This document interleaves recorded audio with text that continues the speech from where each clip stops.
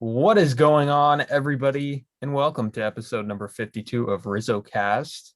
I'm Steven Rissotto, and on kind of the week of opening day starting, we have a nice baseball show lined up for you guys today, and we are joined by some of my colleagues from the Skyline View, past and present. Daniel Archuleta, who was a former editor-in-chief and sports editor at the Skyline View, obviously the college campus newspaper at Skyline College in San Bruno, and then of course the current sports editor Jasper Lindsey. So excited to have both of them here. We're gonna kind of talk a little bit predictions, projections, anecdotal stuff here as we get ready for opening day, which, by the way, guys, great time of year for sports. Jasper, I mean, clearly there's a lot going on this year. March Madness kind of coming to a close. What is this kind of year like for sports? I mean, it's just nice to see the guys get back out there. They're going to play a full season, 162 games. You're going to get all the series you love. And I mean, it's exciting. The sun's coming out. The grass is green. Blue sky is hanging up there. It's going to be a good time. I'm really excited for this baseball season. Yeah, and Daniel, you are going to opening day. So kind of tell us about your trip. You're heading down to Seattle to watch the opening. Are you going to all three games, the opening series? Well, first off, thanks for having me on, Steven. But sorry about that intro. No, it's all right. I am only attending the first game. I've never been to Seattle, so it's also a bit of a sightseeing trip. But definitely looking forward to being inside an actual stadium for the first time in over a year. April 1st up in Seattle, only 9,000 fans being let in. Everyone's seated in pods.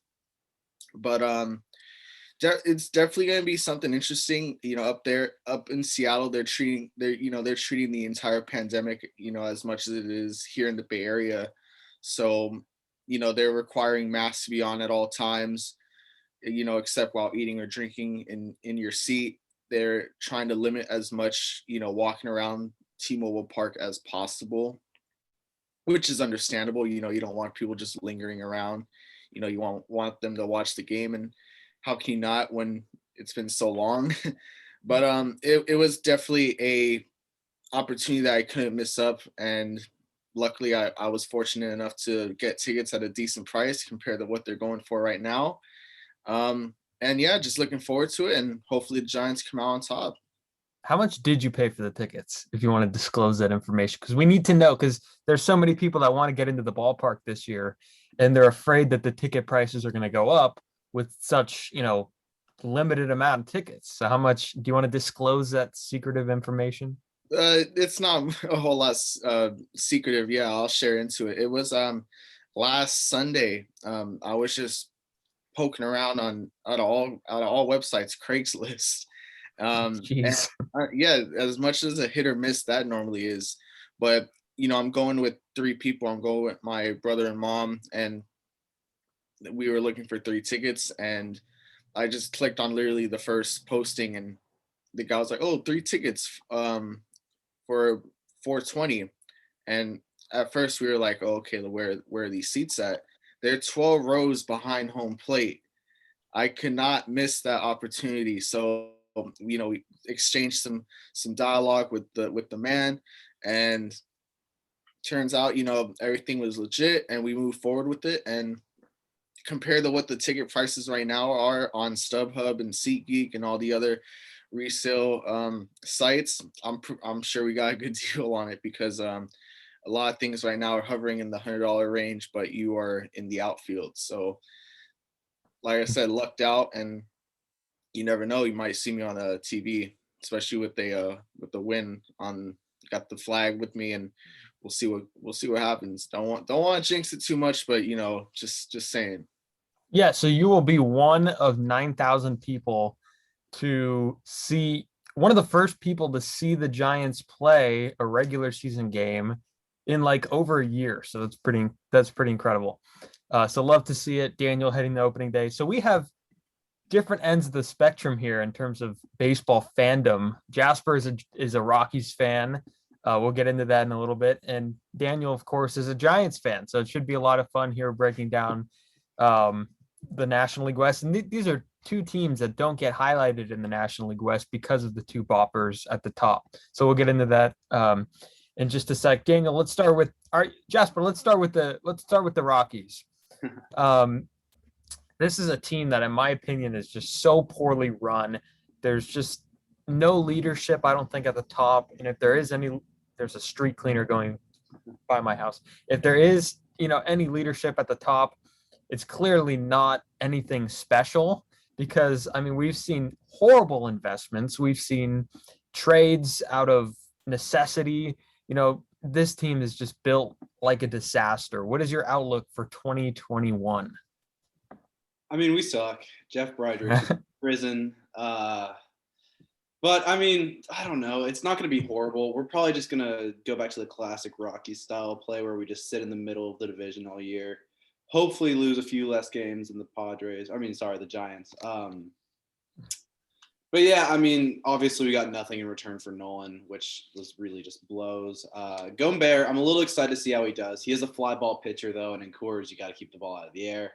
We're moving Tapia to center, or Garrett Hampson even. So we might get a little more range out there, and that's something we've missed for a while. We gave Ian Desmond all that money just to chase down balls he couldn't catch and make errors. And opt out 2 times, twice in a row.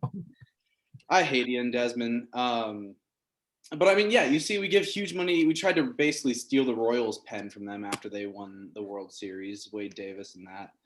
Scott Oberg, our bullpen savior, just got hurt again. But I think we'll see a good bounce back season from Kyle Freeland. He's excited.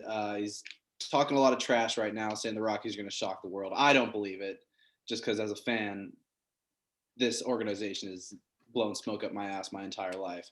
But yeah, Charlie Blackmon, we're probably going to see him finally regress this year. He got off to that hot start last year. Trevor Story, he's planning to get traded. Marquez, as I said, I love the guy, but he's going to get you're basically watching the Rockies showcase what assets they have this year, and that's going to suck.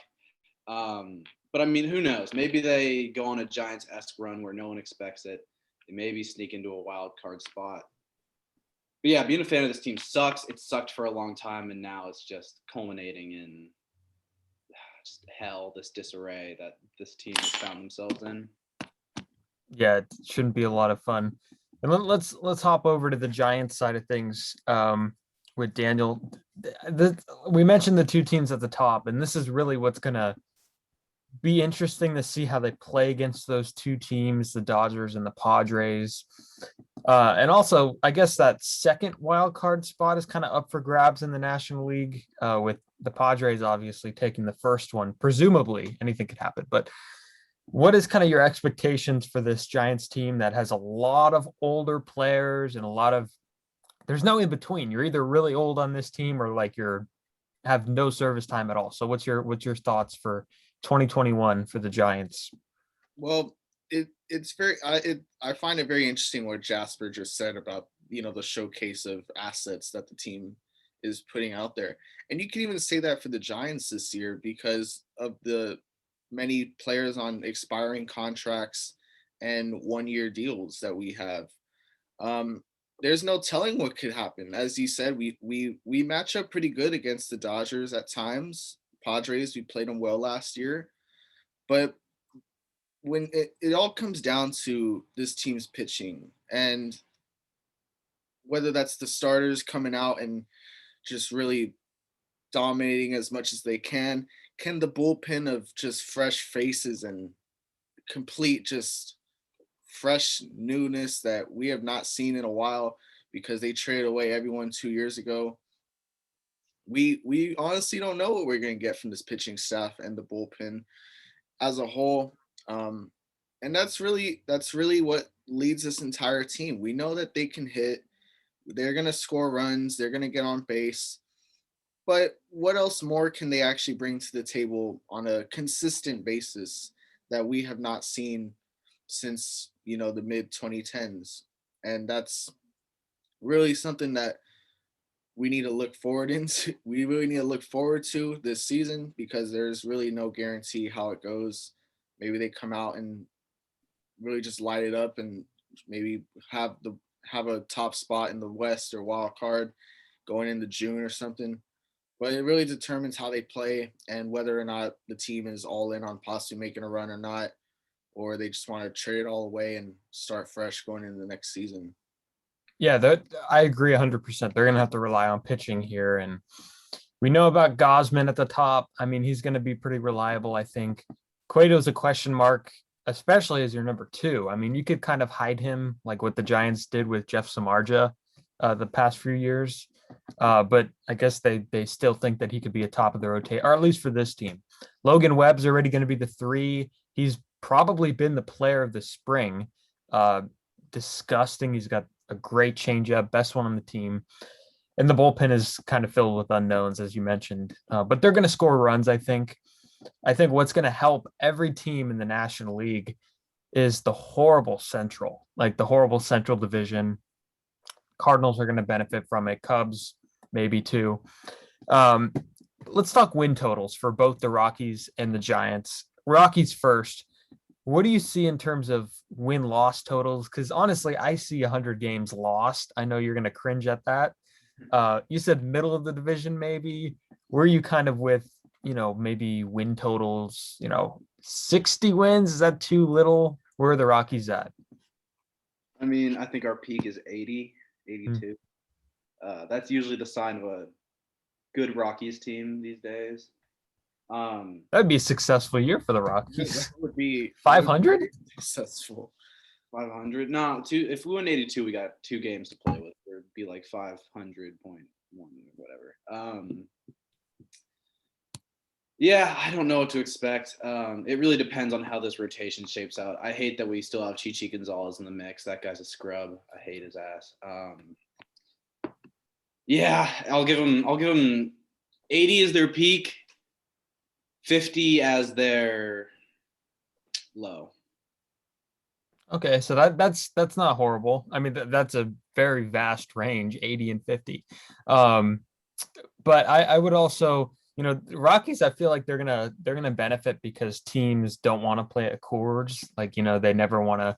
Rockies are gonna win a lot of those 10-11 games, and they're gonna lose a lot of those 10-11 games. So yeah, that should be interesting. Giants, Daniel, what do you think? I think that they're going to be a little bit below 500, maybe a little bit above. Where do you stand? Yeah, just looking back at last year, look at where they were, 29, 31, right there at 500. Who's to say they can't do that again? And another reason why is to that record, they were beating the teams that they needed to beat. They were playing a bunch of AL West teams that were not too thrilled about playing the season, probably, with the Angels and Seattle as well. But that's what it all comes down to. Can you win the games that you're supposed to win? And can it be led by your dominant forces night in and night out? I do like the 80 win projection. I think that's fair. Anything above, you could even lower that down to about 78, 77. Anything above that, it was probably a great season in whole, but there's just no telling. It could be very bad. It could be very good. Who knows? It all comes down to what do we see from these players. Yeah, and the Giants have. I felt like I bit a moth or something. No, or like a bug. That was weird. Giants have expiring contracts, as you mentioned before, everywhere, not just in the pitching staff. Some big names are coming off the books, and they're going to have a lot of money to spend for 2022 and beyond. How does that make you feel as a Giants fan, Daniel? Like, you see Brandon Belt coming off the books, Brandon Crawford coming off the books, and then the big one, Buster Posey, who just turned 34 yesterday or the day before, coming off the books. Are you kind of like, good, finally these guys are off the books? Or is there kind of like that nostalgia element where you're like, oh, Buster Posey, lifelong Giant, can't see him playing anywhere else? Well, unfortunately, that's the one thing I dislike about the fan base is we have come to love these players a little bit too much. The one player I will be sad to see go, excuse me, is would just be Brandon Crawford because I knew what he was bringing every night. You know, solid defense, Gold Glove type defense. Didn't really care too much about the plate because that wasn't his role. But Brandon Belt, see you later. Do not care at all. He finessed Bobby Evans for all of our money. He always puts on those consistent 20 games in like June, and then he strikes out a whole lot. Looking at that, but all Grant Brisbee, I don't want to be a name dropper of the Athletic. He put a great article out, I believe the past couple days, saying how this team can just blow it all up at the trade deadline, and that's because of all the expiring contracts and one-year deals we got with players. So who knows? Maybe one of these. Maybe I can't see Posey getting traded unless he's absolutely lighting it up, like batting above 310 or something. Like lighting a fire somehow, some way. But I just can't see that happening. But who knows? If this team wants to blow it up, go ahead. But in terms of like me being sad about some of these players going away, it's time. It was time after 2017. Like, instead of bringing all those players in, they should have just figured something out because it's been well overdue. Yeah, and the fan base really and this is a fan base for all sports. They get caught up in, sports is always a what have you done for me lately business in terms of the playing side. And the track record, like, yeah, that's going to help you make projections and stuff. But I also feel like the track record cannot get in the way of future, baseball decisions or future sports decisions. And I think that came back to bite the Sabian and Bobby Evans administration when they, re-signed Lincecum and re-signed PV and re-signed and brought all their guys back. Like, it's great that they're loyal, but you can't be loyal in a world of sports that just isn't loyal because you'll be an outlier. Jasper, and speaking of loyal, Trevor Story is also kind of a guy that we don't know what's going to happen to him. He's part of that big free agent class next year with the shortstops. There's a lot of them that are going to be available. And what stands out about Trevor Story compared to Carlos Correa and Corey Seager, there's another good one out there, Lindor. I guess Lindor's kind of in the same boat, is that these guys could both stick at shortstop, Lindor and Story. Correa and Seager, I think they're on their way to third base. What do you see the Rockies doing with Story? Is he a trade piece come July? Clearly, I don't think the Rockies are going to be in it. Or is he a guy that they just get a compensation for and they, don't even move at all? What's Trevor Story's future? I mean, Trevor's the best shortstop in the league. He could be a 30 for 30 guy this year. But I mean, I think you're going to see a lot of like what happened in Bryce Harper's final year with the Nats. They're going to try and move him at the deadline. They're not going to love the package they get for him just because he is on that 1-year deal. And I mean, no team really wants to give up prospects or future organization pieces for a guy that's only going to be with you for half the season, if even that. 2 months, yeah. So, I mean, we don't have in this fan base as big a connection to Story as we did Arenado, but he's still he's a homegrown guy. It's going to be sad to see him go. But I mean, we got Brendan Rodgers coming up. So if he can get off to a hot start, I think you are going to see Trevor Story go, and they'll probably move Garrett Hampson to second base. But yeah, I mean, just based off Broderick and Munford's track record when it comes to managing these players, he probably will get traded, or they'll just fuck it all up and let him walk away in free agency. All right, so we got the two teams done. Let's kind of let's go over like an overview of the entire league here. Let's go division by division. So we kind of got into the NL West. I guess we could finish it off. There's still 3 teams we haven't discussed. I mean, are we all in agreement that it's the Dodgers kind of division to lose? What do we think about Daniel? What do you think about the Dodgers this year? I think they're clearly going on a dynasty route? What is their relationship? How big is that rivalry with the Padres going to grow this year? We need to see like a brawl or something. That would really start it all up. Like, how we kind of saw with Houston and Oakland last year, and then they met in the playoffs. Nothing really came about it in the playoffs though. But it's very interesting. The whole country will try to watch, like a game of when those two teams play. Is it much of a rivalry? We need the Padres to probably start something, win a sweep a series, have their Twitter account say something, funny for the retweets. Machado's the perfect guy for it. Yeah. Just send Machado out. Exactly. Yeah, like you get Bauer and Machado just at the plate, and who knows what happens there. He strikes him out or he just takes him deep, but Bauer kind of respects the whole bat flipping thing. Can't really say the opposite for Machado if he was to strike out and have Bauer yell at him or something. Is it much of a rivalry though? It's still, I think we still got to see a little bit more from it. How back and forth is it going to be this season? Who knows? Yeah, exactly. I think rivalries depend on history for, a lot of it. And the Padres have been irrelevant for, I don't know if I would say like their entire existence. I was about to say it. I held myself back, but they've been irrelevant for the last 15 years. I mean, that's pretty fair. Jasper, how good is this Dodgers team? Oh, they're really good. I can only compare them to the Brooklyn Nets in basketball, where they've just stockpiled these mega stars. Yeah, I mean, it's always a good day when you get to see Trevor Bauer lose. So, I mean, obviously, I'm going to root hard against them. I'd love to see Tatis flip a bat in someone's face and then just run out and have the biggest brawl of the season. Against Gratterall. Yeah, exactly. No, there's so many guys that could play that role on both teams. It's going to be fun to have all of them involved. Oh, it's going to be electric. I mean, the NL West, it's going to be a fun division to watch. The Padres, they need to build a little chemistry first, but once they get really going, it's going to be a fun stretch in September. And even I like the Diamondbacks. I can't lie. I really like what they're building over there.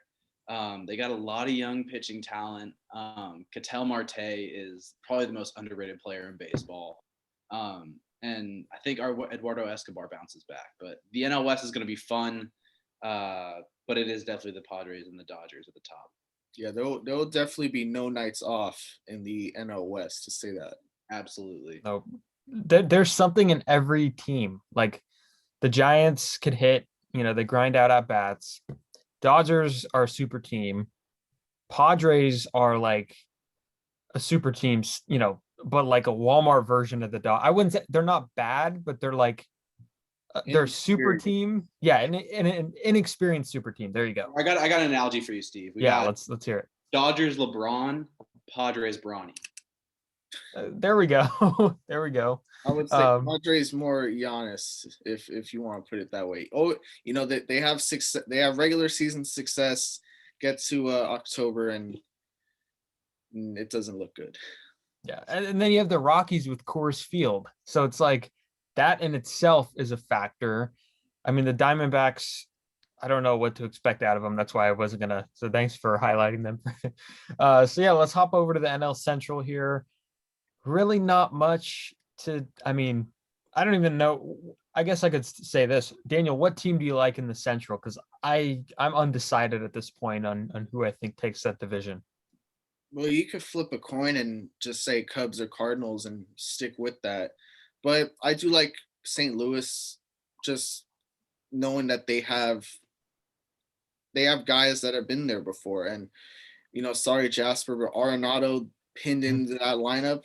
It's kind of unfair at this point. You're bringing in his glove, which is something that, they have been taking for granted for years now. But I don't know about taking for granted. He's pretty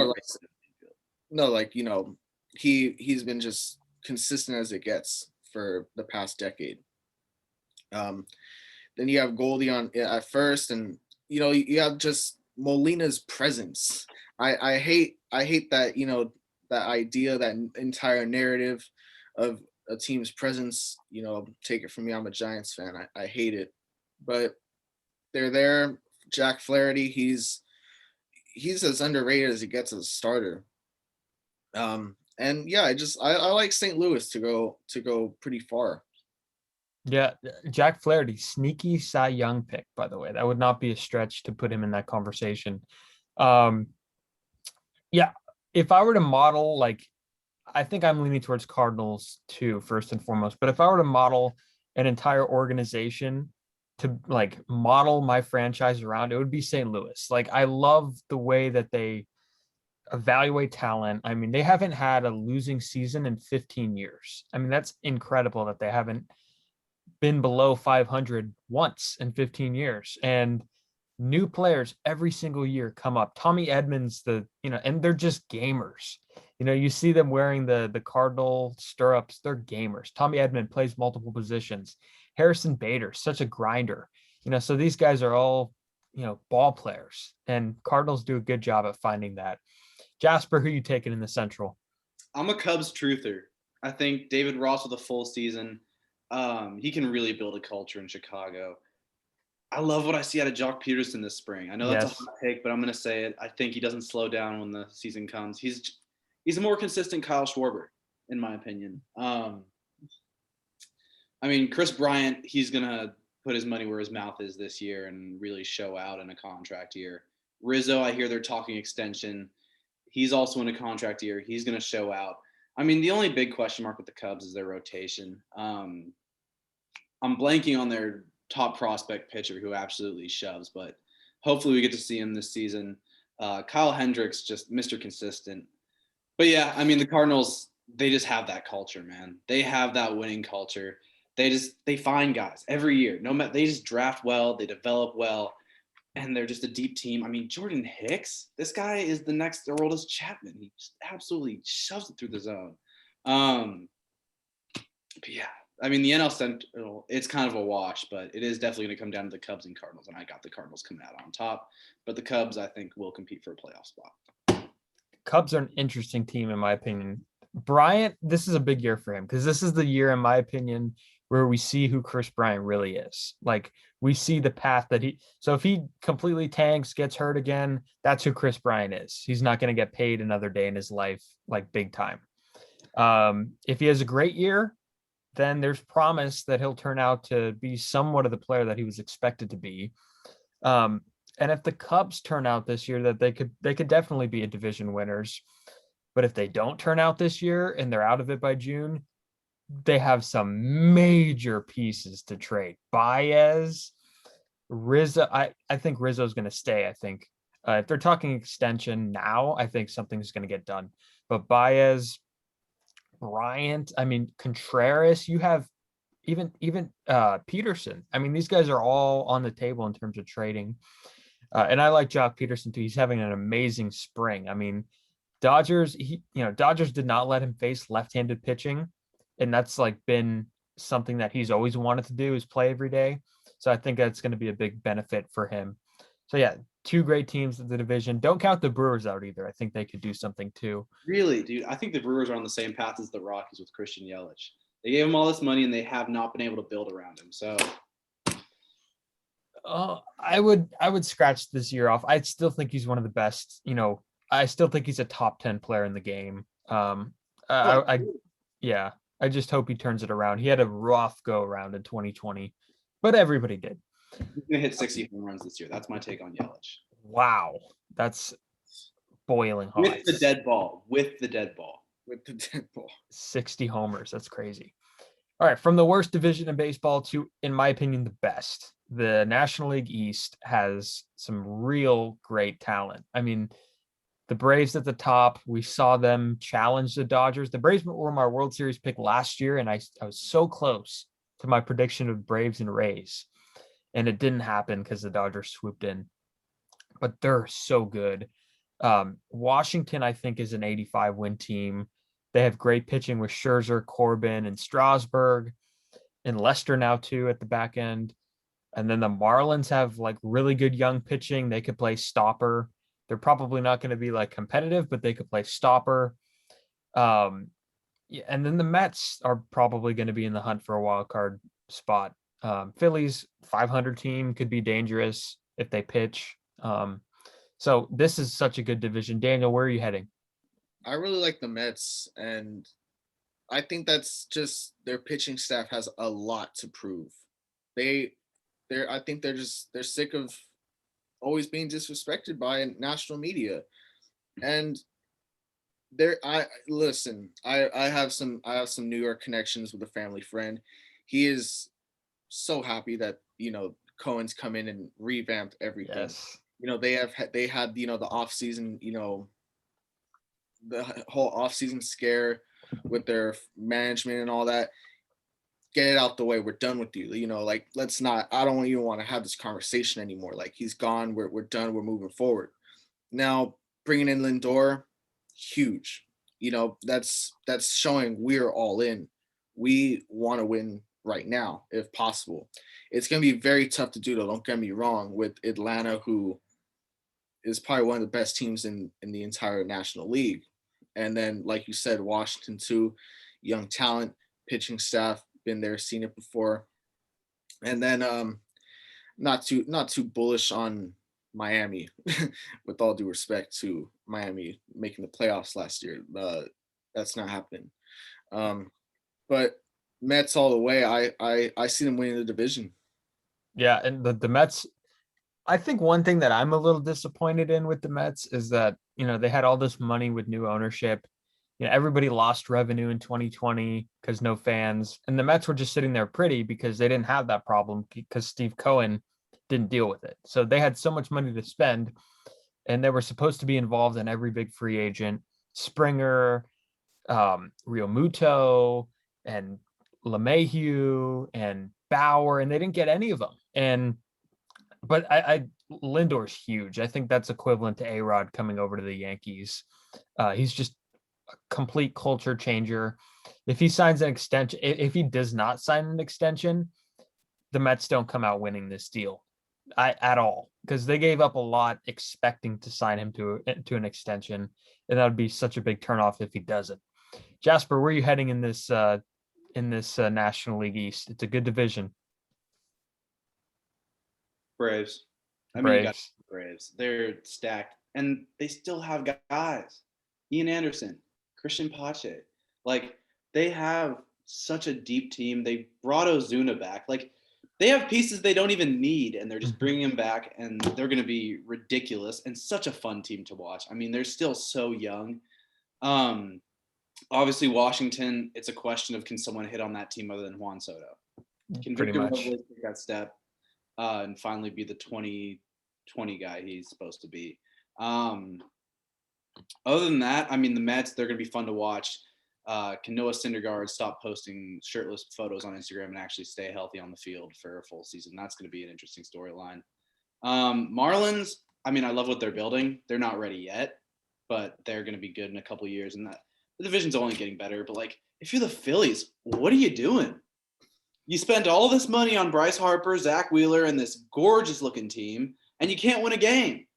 You have Joe Girardi as your manager. Like, you have everything lined up for you to get it done, and you can't get it done. So, I mean, is Bryce Harper just going to leave baseball without a World Series ring? Is that really where we're headed right now?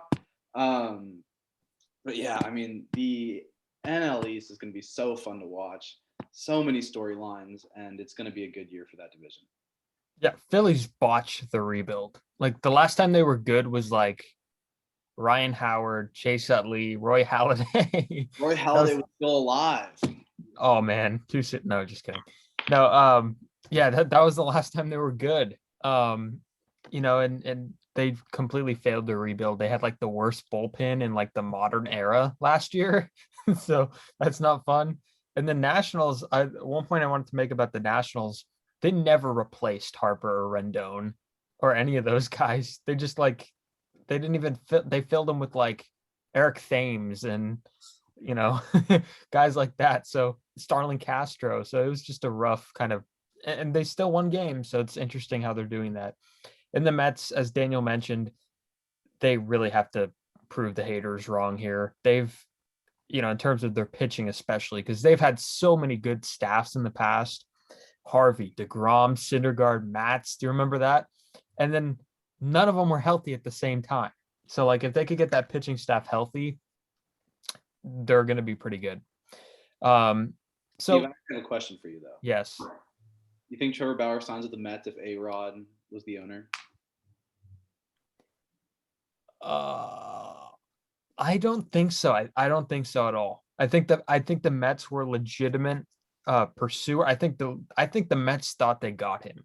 I think the Mets thought the deal was already done. I mean, we saw Bob Nightingale tweet that Bauer was going to the Mets. It was finished. And I think at the last minute, Bauer screwed him. That's what I think happened. I hate Trevor Bauer. Because Bauer, so he posted something on his website, like signed merchandise. He signed Mets stuff and then put it on his website. Like, that's such a big trolling. Like, how do you troll that much as a free agent? Like, we saw, he documented this entire process. It's almost like we were watched, by the way. Huh?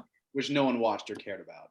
Yeah, I mean, Rachel Luba, I mean, who has represented like one person of notability here, Bauer. I mean, we heard from her all offseason and it just got sickening. It just got a little bit too much. Every video with the thumbnail, with the stupid, misleading title, it gets a little bit too, the stuff he does is interesting. I think he's a character. I think he's entertaining. But like pitching in a spring training game with one eye shut, like that's not going to help you. Like, don't say that that's helping you like focus. No, it's not. It's for show. Like it's not helping anybody except people looking at you like you're crazy. So that's for I can never say this word, publicity. There we go. So who do we have in terms of wild card teams before we leave the National League? Because I have San Diego and the Mets. What do you guys, Daniel? What do you think? Yeah, so just rounding it out, Dodgers top of the NL West, Cardinals Central. I will have the Braves winning the East. And then your two wild card teams will be Padres and Mets. Jasper. I'm in the same boat. Padres, Mets. I want to see the Cubs push for that spot, but nah. I mean, sorry, Jasper. Let me add this though. Mets trade deadline, all in. Anyone, their names will be linked to them. They are going to be attached to everyone. Cohen, he's all in. Bring in as many pieces as you want. That we've seen before though in baseball. You can bring in as many people as you want though. Name wise doesn't always equal success. Look at the Dodgers a couple years ago with Machado. But if they're all in, they're all in. Bring everyone in. They're going to be ready for October. Yeah, I'd like to see them get a bat in the outfield, because Kevin Pillar and Albert Almora, they're not the answers in that outfield at all. So yeah, so let's head back west. Let's go to the American League and let's talk about this division, which has the most potential, I think, in my opinion. I'm trying to like label a theme for all of these divisions. So we had best, worst, most fun, probably the West. This one has the most potential, I think. Rangers, I don't think are going anywhere. Mariners have some young talent in the outfield. Could be an interesting club to watch. Oakland, I know Jasper wants to give some love to the A's. And Houston is still pretty good. So Jasper, we'll start with you. Where do you stand in this division? And I forgot the Angels too. They're good too. I got Matt dominating for the A's. As I said, I alluded to it earlier before we started recording, but I think Matt Olson is a MVP candidate this year. Matt Chapman is just baby Arenado. I mean, he's making plays you've never seen before at third base, and he's doing it with the bat too. I mean, obviously the A's, it comes down to pitching, and I think they will get that Jesus Luzardo breakout year. I think Sean Manaea rebounds, and maybe AJ Puff gets called up and shoves a little bit. But yeah, I mean, everyone wants to see the Astros lose. We're finally going to have fans in the stands, so this is going to be their revenge tour. The baseball gods will enact some sort of punishment on them. But yeah, you bring up the Mariners. Julio Rodriguez, Jared Kelenic. They're going to be so fun to watch. Kyle Lewis. Yeah, I mean, Kyle Lewis, what a year last year. But I think with the Mariners, it comes down to pitching. I think they have who's their pitcher? Kirby. That's their big pitching prospect. Thanks. Yeah. Like Paxton. But do we really know if Paxton has anything left in the tank, or is this kind of like a reunion tour? Did you see his last start of the spring? Yeah, he was great.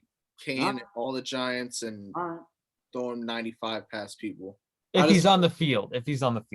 Yeah, I feel like we're headed to a 3-0, 2.5 ERA start for Paxton before he gets Tommy John.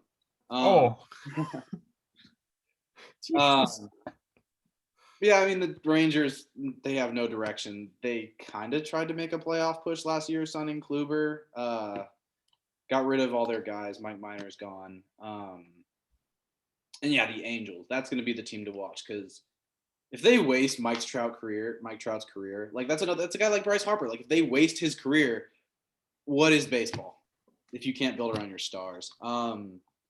So yeah, I got the A's coming out on top, Astros and Angels battling it out for the second spot. But I do like my A's, and I'm a homer with that team, so I'm always going to support them. Yeah, the A's have overachieved like so much ever since the Astros took a hold of that division, and like they have never had an ace. Like they tried it with John Lester, right? Remember they traded for him? They tried that, but like you go into a wild card series with Liam Hendricks opening for you in Yankee Stadium, like they did. It's not going to work, and it didn't work. So you got to have an ace. Was hurt that year, though. Sean Manaea was hurt. Luzardo was nowhere to be seen. So I'll give him a pass on that year. But Mike Fiers, like, are we going to roll out game one with Mike Fiers? I mean, there's got to be the facial hair rocking. I'll ride with Mike Fiers any day. Frankie Montas is good, but he's not a top of the. They got to get an anchor, and I agree. I think Luzardo is going to break out this year. I don't know if I like the way they've been babying him and Puck, like bringing it like, let's have you pitch in, up 5, down 5 out of the bullpen in September. Like that's how you're going to get your innings in. Seriously, no. These guys have to start right away. That's how they're going to learn. So, yeah. I mean, Puck had Tommy John though, so I get them baby. Yeah, that one makes sense. Let the guy eat. Mm-hmm. Yeah, let the guy eat. Daniel, where do you stand? Obviously, by the way, I want to make a note that Houston got lucky in 2020, that there's no fans there. I mean, that could have been really bad. I mean, they still got drilled quite a bit. You could look on YouTube. I was just watching a video this morning, Houston Astros getting drilled in 2020. But they got lucky. And they also got lucky in the postseason. They were a 500 team, and they did well in the playoffs. So where are you looking at in the American League West, Daniel? It's probably the only division in the entire league that can send 3 teams to the postseason. Mm-hmm. And every year we always say the Angels are coming. The Angels are coming. We know this is the year. This is their year. We're still waiting. Come on, like let's get some pitching in there, and let's get Mike Trout into October, where ratings will just be through the roof. But we always say that, and what do? They can't deliver. This is Pujols' final season. Do we get anything from him? Rendon, we're waiting. It's like time to deliver to that contract. And Trout, we know we're getting from him, but it's always going to come down to the pitching with the Angels. And as much as I want to see them in October, because in 2012 they kind of just, well, not 2012, sorry, 2014 they just found themselves in a bad spot playing the surging Royals. But I think this is their year, and if not, well, it's just like any other season.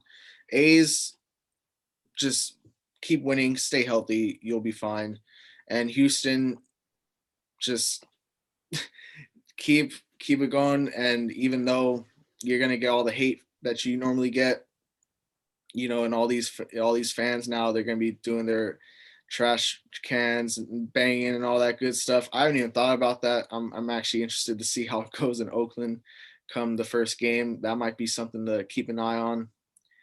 And then I just want to throw this in there. The only thing you're getting with the Rangers this year is their full packed house, which I just can't believe even now. Like, how you doing that? Hey, Good luck. Good luck. Analysis right there. No, I agree with the Angels. I think the A's just lost too much. Liam Hendricks and I'm blanking. Who else did they lose? They lost another piece that was pretty significant. Simeon. Who? Simeon. There you go. Liam Hendricks and Simeon. Elvis Andrus coming in their replace. So, but with the fraud, I hate to say it. Simeon, I didn't believe it when he was in the MVP conversation a couple years ago. I think we're going to see him regress in Chicago, but we'll get to that when we talk AL Central. Yeah. So, but with the Angels, I agree. They're probably the most what if team in baseball. Like, what if this happened? What if this happened? Because their lineup is set. I mean, Trout and Justin Upton, who still quietly is very good. Rendon's one of the best, if not the best, third baseman in the league. And then you have Ohtani. And I think the thing with Ohtani is what is hurting him is the organization's babying him. Do the pitching every sixth or fifth day and then hit. Like, there's no excuses. Like, he's been making it's 2 weeks in between starts. Like, that's too much. If you want to be a two-way player at the big league level, you have to commit completely. And I know he's had Tommy John in the past, but this year is a year where we have to see Ohtani pitch 130 innings and hit when he's not pitching. Like after his starts, give him a day, and then he'll play the next 3 days or 4 days, whatever it may be. That's how you have to run Ohtani, and I think that's what Joe Madden has alluded to this year. Pujols, hide him at the bottom, let him hit 15. That's fine. Who cares? But this team, I think, is very good. David Fletcher's a gamer, I think. Pitching, though, Daniel's completely right when he says that they need pitching. Again, this is a team that likes to try and create stuff with Matt Harvey and Garrett Richards and Andrew Heaney, and they like to throw. This year it's Jose Quintana. I mean, what are we doing? Get an ace. I don't mind Dylan Bundy that much. I think Dylan Bundy had a great year last year, but another guy who needs to establish himself. They had a chance to get Bauer. They had a chance to get Cole, but whatever. But yeah, I would still lean towards Houston in that division. I like some of the moves they made. I like some of their young starters. All right, let's hop to the Central. And I'll label this division the most deceiving division because a lot of people think they're bad, which they could be. But I think the Royals got a lot better. I think the Tigers are doing a really good job with the rebuild right now. Indians still have talent left over with Bieber and Jose Ramirez. Steve, the Cleveland I-words. The Cleveland I-words. The Cleveland baseball team, I should say. Yeah. It's funny how they said we're going to change our name in the next few years. And after we do that, you can't say the name again, but you could use it for these next 2 years. But so that's interesting. But the talk of the town has been the White Sox. They're the trendiest team in the game, probably, along with San Diego, in the same boat as unexperienced playoff teams we're looking at. Daniel, where's your allegiances in the Central? Yeah, I'll go White Sox. Eloy Jimenez, though, going down is just for the entire game. I can only imagine how their fans feel because this is, 2020, 60 games. They came out, they won, but they want to see it, for a whole season. And missing him is going to be just an absolute bummer. But they still have enough. They have enough pitching. They have enough hitting. They can do it all. Tim Anderson, let's get another batting title. I like what they're doing there. Maybe bring in another piece later down the road and make them a true contender, possibly in the entire American League. Yeah, no, this is the best team in the game. No, not the game. God, sorry, Dodger fans. This is the best team in the American League, I think. And we have to see it first, I know, but I will not be hesitant to say that. Tim Anderson is great. He's a great hitter. Love the guy's mojo. Yasmani Grandal, Jose Abreu, Moncada, Luis Robert is a breakout star. Nick Madrigal is going to be playing second base for them every day. That's a good, that's definitely a guy who it's going to be interesting to see what he does. They're trying to work Andrew Vaughn into an everyday role. I don't know if he's ready yet, but I think the Jimenez injury kind of forces him up. And then the rotation, Giolito is disgusting. Keuchel, Lynn, both innings eaters. And then I guess it's kind of a question mark 4 and 5 with Rondon and Cease. And also LaRussa. I got in trouble saying this on Twitter by the Stan accounts on Giants Twitter, who are 13 and 14 years old. No, but LaRussa is a guy that I could see, fitting in well with this team. And I don't want to hear that he's taken 10 years out of the game and it's going to hurt him. No, he's been involved. He's been in the front office. It's not like he's been dead for 10 years and now he's coming back to like a new world. No, he knows baseball. This is a guy, and I also don't want to hear that he's not going to handle Tim Anderson and all the big personalities well. Are you kidding me? This is the same guy that managed Jose Canseco and Ricky Henderson. I think Tony La Russa knows a thing or two about letting these guys act the way they're going to act. And the notion that he doesn't know anything about sabermetrics and like this game, how it's a new evolved game with sabermetrics. Tony La Russa is like the godfather of sabermetrics in the managerial role. Like this guy was the first guy that did, had pitchers batting eighth. He was the guy that invented basically the ninth inning guy closer with Dennis Eckersley. So, I mean, La Russa's at the forefront of all of this. He used the opener before it was even called the opener in St. Louis. So I think he's going to be fine. I think the only worry would be like, obviously the travel. He's 76 years old. How will that take a toll on him? Anyways, it's going to be interesting to watch that division. Who answered about the AL Central? Did I get Daniel? So Jasper, what do you think about the AL Central? Sorry, I went on my mini rant about La Russa. No worries. I'll get to La Russa too in a second. But Yeah. I'm going to start with the Royals. I love that they picked up Benintendi. He needed a fresh start. He needed to get out of Boston. I love that they spend money. Yeah. Exactly. And I look forward to see Bobby Witt debut. I think he's going to be a future all-star at the shortstop position. Did they bring back Maikel Franco? Yes. Yeah, that's going to be huge for them. That guy's going to go off and hit 30 home runs this year. Finally achieve what he couldn't achieve in Philadelphia, which, looking back to what we said earlier, Philadelphia definitely has some problems in developing talent. But yeah, I mean, the Cleveland baseball team, McKenzie's awesome. They have one of the best starting rotations in baseball and nothing else. Let's see, who am I forgetting? Detroit, as we said, fun team to watch with all their young talent. Maybe we'll see Riley Green this year. Casey Mize is definitely gonna get a call up soon. Skirble, is that how you pronounce his name? Yeah, he's one of their top guys too. Fun. Matt Manning, hopefully we get to see a little bit of. But as we said, this is the White Sox division. Get a few beers in Tony La Russa and anything's possible. Luis Robert, he's going to break out this year, finally getting 162 games. As I said, Marcus Semien, I don't trust him outside of Oakland. I think he's going to regress to a 20 home run, 250 kind of guy. But yeah, Tim Anderson. And you said it, handling these big personalities. The thing about the White Sox is they have these big personalities, but they have big personalities that put in work. And I mean, Tim Anderson, that's one of the most dedicated players on the field. Great dude. So fun to watch. And I just love his emotion. He's electric. So yeah, the White Sox are going to win this division easily. It's honestly just a question of how far their young talent can go in the playoffs. Hopefully we see Michael Kopech finally play some amount of games. I mean, coming after he's had 2 Tommy John surgeries now. It definitely feels like he's had 2. Yeah. Jesus. I mean, he's 100 miles per hour guy consistently. It's just a question of whether he can stay on the field. So yeah, I'm excited to see the White Sox play this year. He was in the sale trade, right? With Moncada. Yeah, I believe so. Yeah, he was in one of those.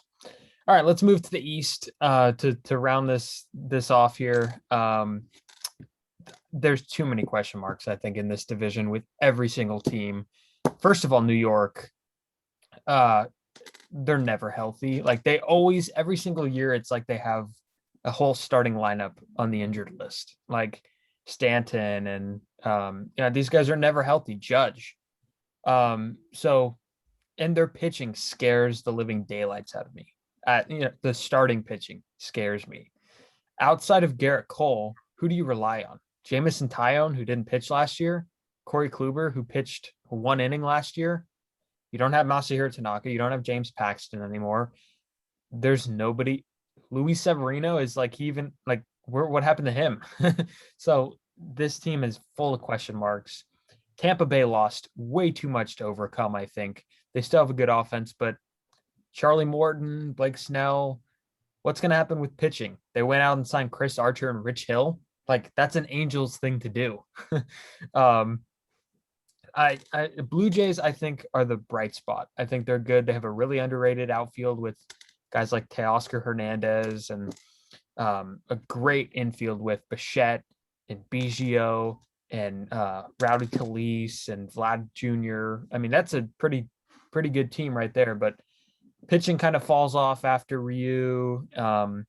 There's a few other guys in that rotation. Nate Pearson, maybe a breakout guy.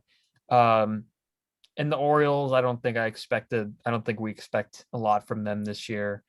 And of course, the Red Sox are kind of on their way back up.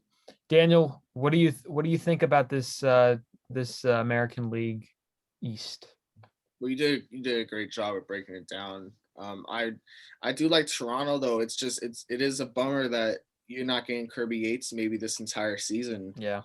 And I believe I saw Springer just sprained his oblique. He has got a bad oblique going right now.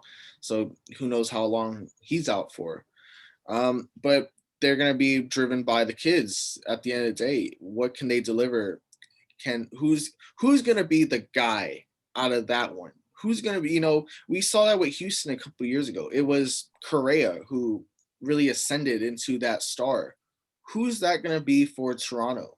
Who can be the guy where it's like, if we're going to build around anyone here, it's going to be this guy. I don't think it's going to be Vlad Jr. He's a great power hitter. He's a great on base guy. He said he lost a lot of weight over this past season and he feels fresh and rejuvenated. Let's see it. Let your work do the talk. Hyunjin Ryu starting for them. He scares me. He's scared. Yeah. He's good when he's on the mound, but he's always hurt. That's right. And he's not the sexiest name, to have leading your entire squad. But, I would like to see them contend, especially knowing that they can't play in front of their home fans at all. They're going to be down in Florida. Does that play a role in their entire season? Maybe. But I would like to see Toronto go far, but it all comes down to the Yankees. Just stay healthy. You'll win games. You'll be fine. It's just, we already see it now with Luke Voigt, right? He's already hurt. Season hasn't even started. Just take it day by day with them, and you'll for sure be in October. So I like the Yankees. Yeah, 100%. And to answer your question in like the best terms I can in terms of the Blue Jays and who could step up, I really do hope it's Vlad. I hope it's him. I think he's so marketable. His dad played in the show. He's got the image that kind of sets him apart from everybody else. I hope he steps up and becomes a really, really good force for them and someone they could rely on for many years. And you mentioned the kids have to step it up and they're going to carry that team. Literally, they have so many kids of former players. Vlad Guerrero, Biggio, Bichette. That's pretty crazy how all of that happened. Jasper, who's your team in the American League, or what do you predict for that division? I mean, I think the Yankees are finally going to get healthy this year. I think they're all tired of getting hurt. They're all tired of underperforming. As you said, I mean, Severino, are we going to see him this season? I'm pretty sure. I have no idea. I haven't heard anything about him. Neither have I. They do get Domingo Germán back, kind of a controversial player, but I mean, I'm not a fan of him, but he he pitches well, so that'll be a bolster for their rotation. Yeah, I mean, the Yankees, they got LeMahieu back. They're going to be good. The Rays, it comes down to, like, can your young guys perform? I'm pretty high on Brendan McKay. I think he could potentially be a two-way guy, although they're kind of leaning towards keeping him on the mound right now. But yeah, I love their young talent. Randy Arozarena, it's time for him to let us know if he's that guy or not. I mean, because anyone can get hot in October, but if you can do it for 162 games, then you're the real deal. Obviously, the Orioles is just going to be a showcase of the future. Maybe we'll see Adley Rutschman if he just shoots through the minors. I hope we see Chris Shaw in Baltimore, friend of the show. Yes. No, shout out Chris Shaw. Yeah, the Red Sox, they're a mess. I don't know what to do with them.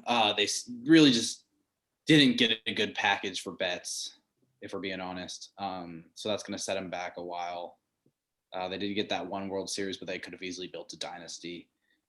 And now getting to the Blue Jays, I'm high on Vlad too. I saw he lost the weight, and I mean, seeing him in pictures, he looks good. He's losing the weight, he's telling the team, I don't want to be a DH. I want to stay in the field. And I think that's exactly that work ethic, and that trust in himself is exactly what the team wants to see out of him. So I think we're going to see Vlad finally take that next step, maybe surpass 100 RBIs. Bichette is going to dominate. Biggio, still question marks around the guy. Not sure what they have in him. I mean, obviously, huge potential. But, I mean, we'll see. Nate Pearson, I want to see him pitch this year. I think everyone wants to see him pitch this year. Toronto, they've just had such a history of missing on pitchers. Like R.A. Dickey, traded the farm for him. David Price came in there. He pitched kind of well. Nothing to show for it, really, besides an ALCS appearance. But, I mean, I think this is the Blue Jays and the Yankees division. Maybe the Rays can make some noise just because you were talking about St. Louis being such a well-run organization. I think the Rays are equally just as well-run from the farm up. I mean, they just have a way of developing pitching prospects, developing just all prospects that makes them a good team and a fun one to watch. So, yeah, it'll be interesting. We'll see if the playoffs return to Tropicana, but I'm excited for what we got in the AL East. Yeah, and I was thinking about, because I mentioned Chris Shaw is now with the Orioles organization. I haven't checked to see if he made the team, but I hope he does, because we got to have some good luck here with some of these past RizzoCast guests. Jason Vossler, I got him the week he signed, went off in spring training with the Giants, hit really well, and we're hoping to have a good year out of Tyler Glass now with the Rays. So hopefully some of our alumni here could do pretty well. By the way, Glass now, just the views on that like podcast and the listens on that one, like it's crazy. Love to see it. All right, let's wrap. What's up? Before we close the book entirely on the AL East, Trey Mancini, comeback player of the year, just pencil it in. Tip of the caps to him. Let's go out, put out a great season, just stay healthy, all around at that. Yeah, for sure. And that's going to lead us into, just to wrap it up here real quick, we're going to pick award winners for MVP and AL Cy Young, and Cy Young for both leagues here. Daniel, let's start with you. Who do you have for the AL MVP? Mike Trout. And, it's almost a guarantee at this point. Just get him to me. That's what I always tell, my family and everything. If you're playing meaningful games in September, that's almost as good as getting to October, because everyone's starting to lock in on each team. And if you have Trout just consistently batting, at least 300, already has 35 homers in the bag, over 100 RBIs, he should win it by far. And that's when the writers submit their ballots too. So recency bias always happens in these awards. Jasper, AL MVP. Give me Judgy to get his first. I want to see Aaron Judge hit 50 home runs, 100 RBIs, and bat 310. I mean, who doesn't? But I think he's tired of getting hurt. Everyone's tired of him getting hurt, the Yankees most of all. And I think he's ready to just finally achieve what he did his rookie year and put his foot down on the mound. Wait, did he win an MVP his rookie year, or am I crazy? Rookie of the year. Rookie of the year. All right, cool. So yeah, he gets his first MVP this year. So Trout, we talked about this off air, but I will put the MVP filter. Yes, I would pick Trout, but I'm going to kind of go in a different direction, and I will go Judge. I will agree. I think when he's on the field, he's the best, one of the best, like 3 or 4 outfielders in the game. It's weird because he's so big, but he's such a great defensive outfielder. It's amazing how that happens. So I think he's going to go off. I think he's the MVP in the American League outside of Trout. And then we stay in the league to go Cy Young. Who do you think is the Cy Young winner in the American League? Daniel. It's very tough to tell given the amount of pitching that maybe isn't in the entire American League.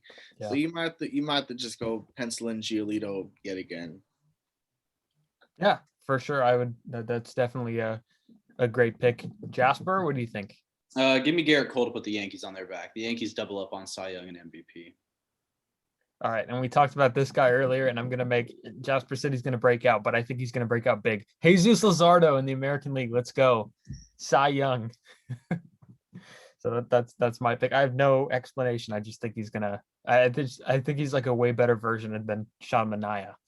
I get them confused a lot. So I think Luzardo is definitely going to shine this year. Well, Luzardo just doesn't also throw 91 miles per hour right down the heart of the plate. So, I mean, yeah, he's both digits up there, and he's got a nasty changeup. That curveball, yeah, Luzardo is going to be a problem in the future, and hopefully, as you're projecting him, he's going to be a problem this year. So, yes, NL MVP in a league where there's so much good talent, so many 5-tool players. Daniel, where are you heading?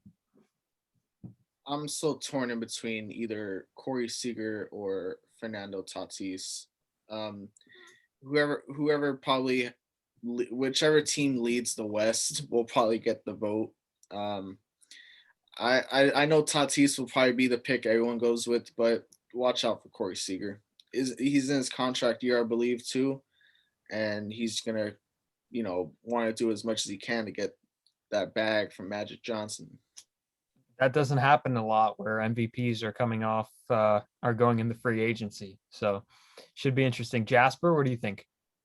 Give me Nolan. This guy has been 40 plus home runs, 100 RBIs for so long. And now he's finally on a competitive team where, I mean, he's always been the guy, but he's on a competitive team. He's going to get eyes. He's going to make the playoffs. I mean, everything's pointing towards Nolan having a big year, and he doesn't have Coors Field inhibiting the voters anymore.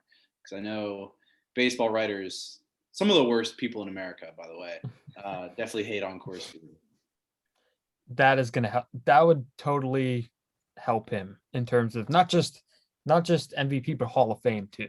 I mean, we saw Larry Walker make the transition to St. Louis, hit very well. Coors Field is such an overrated thing. Like, I feel like it's a place that is probably even harder to play than people think. Like, it's not just easy. There's also, I mean, you wake up, you're sick because of the altitude. I mean, going out to the field every day, and it's difficult to play there each and every day in Colorado.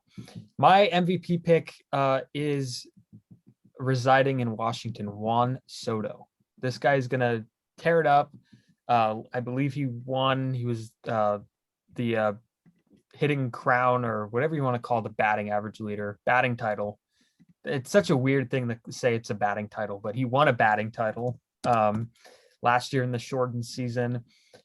I just think Juan Soto's one of the greatest left-handed hitters I've seen. Like, that's not even a stretch for me to say that.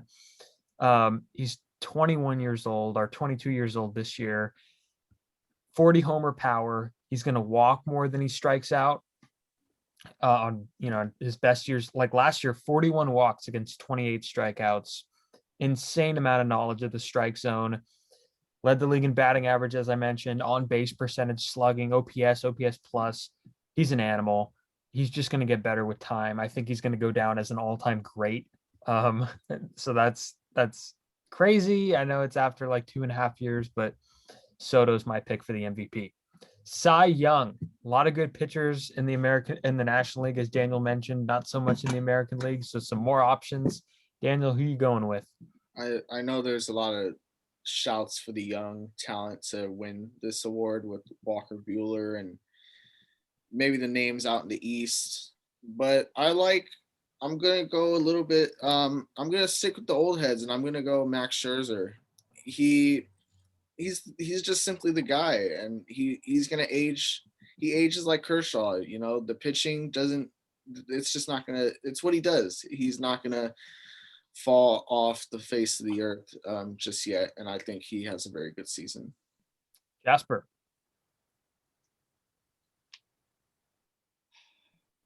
It's hard to predict this. It's going to be DeGrom, but I'm going to go Soroka.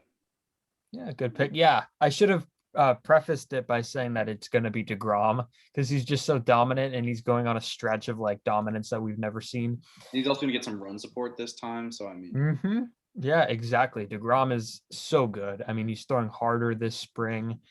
Yeah, to round it off, I will go with Walker Buehler. So kind of going anti-Daniel's comment right there about the young guys. No, Walker Buehler.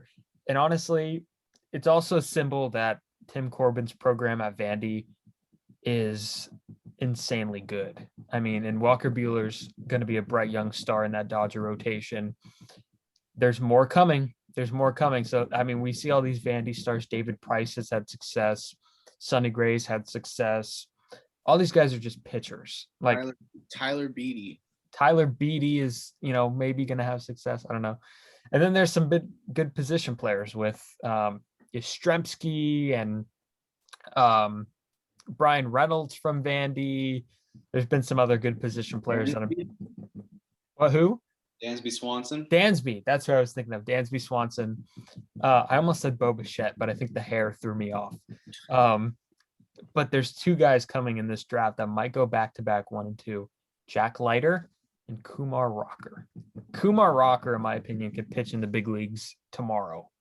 And either one of them is going to be the best pitcher in the Pirates system right away.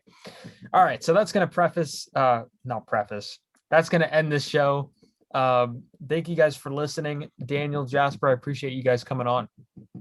Thanks for having us, Steve. The heck is that? Always a pleasure. Yeah, this was a lot of fun for sure.